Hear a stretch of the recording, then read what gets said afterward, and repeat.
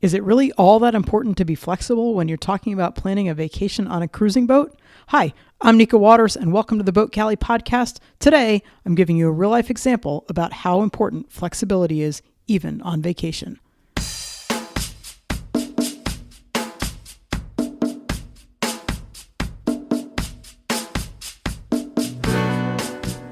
You're listening to the Boat Galley podcast, tips, reviews, and how-tos for your cruising adventure.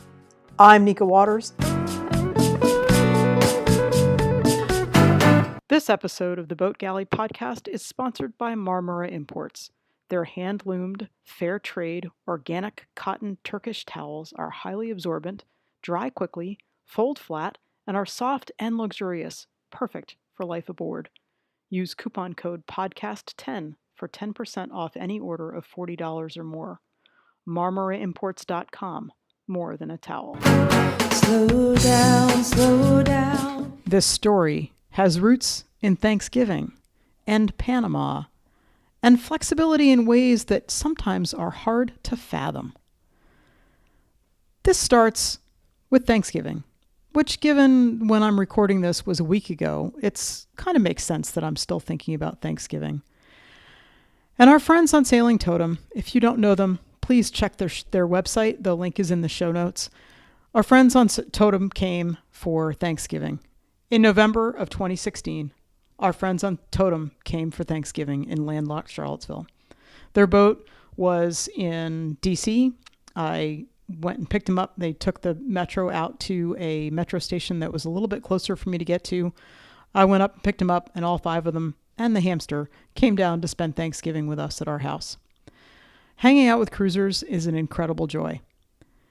There's the vocabulary that you share, the shared experiences, the sense of flexibility in space sharing that allowed us to have 5 kids together in one room upstairs and grown-ups and extra grown-ups and dogs.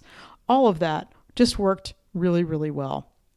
And Bean and I have the kind of friendship that feels effortless. It's hard to believe that we haven't known each other forever. And hanging out with them for the 5 days that they were here was nothing short of amazing. And during that time, we casually talked about their plans to go through the Panama Canal and joked about coming down to help them transit. We weren't really serious, I don't think either one of us, when we started talking about it, but slowly over the next year or so, that joke solidified into something approaching a plan. When you go through the Panama Canal, you need to have extra line handlers on board.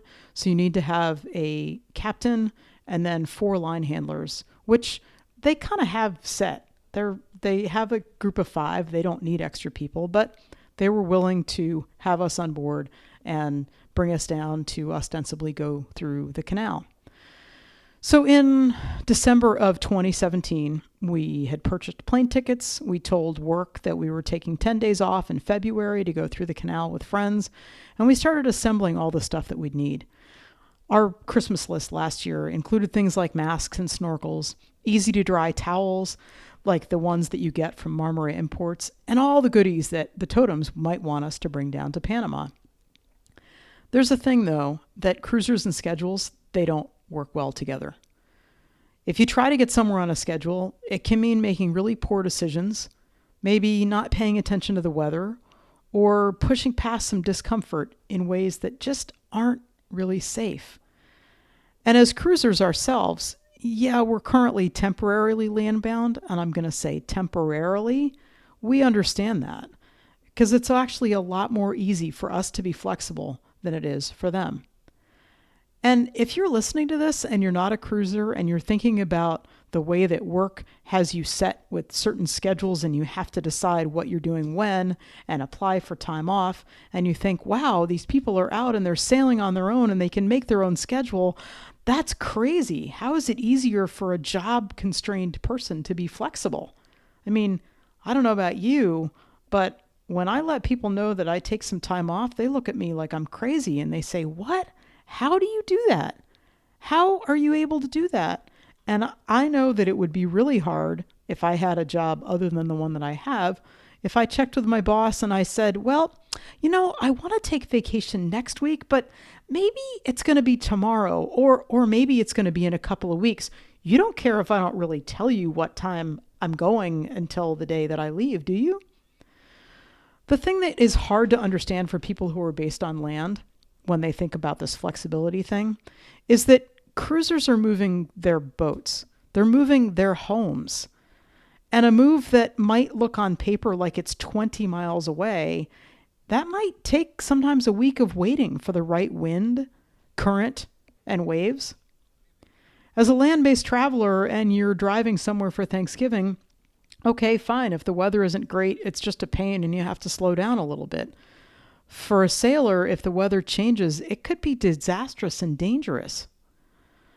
And then when you're talking about the Panama Canal, you've got an extra challenge with that because you're dependent, as a sailboat or a pleasure boat, you're dependent on the canal authorities for everything, from getting measured to getting a transit time and even getting a pilot that's required to be on board the boat.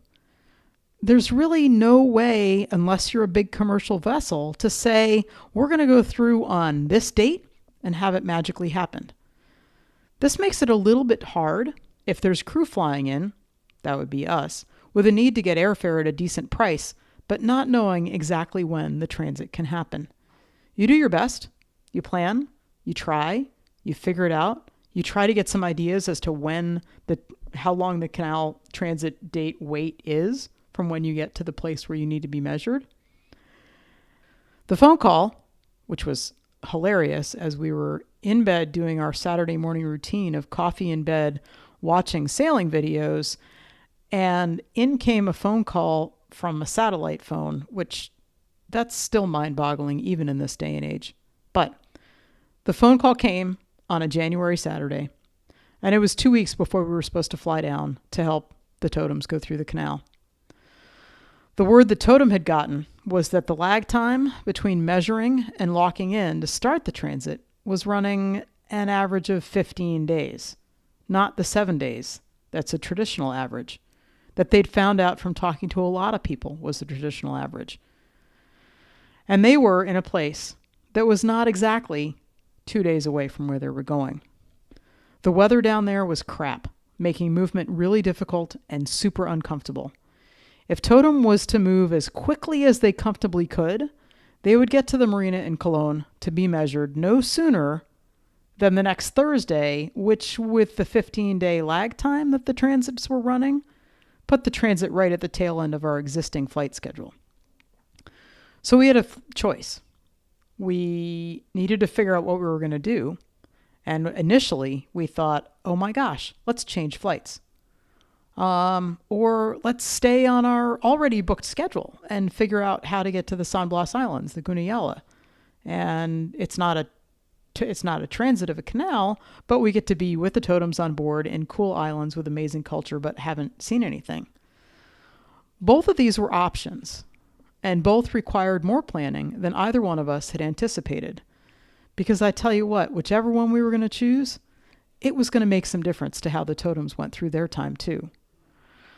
When it comes down to it, this being flexible about a cruising vacation, it's kind of a reminder about cruising as a whole. That best laid plans need to be cast in sand on a tidal beach, with a lot of flexibility required for all involved.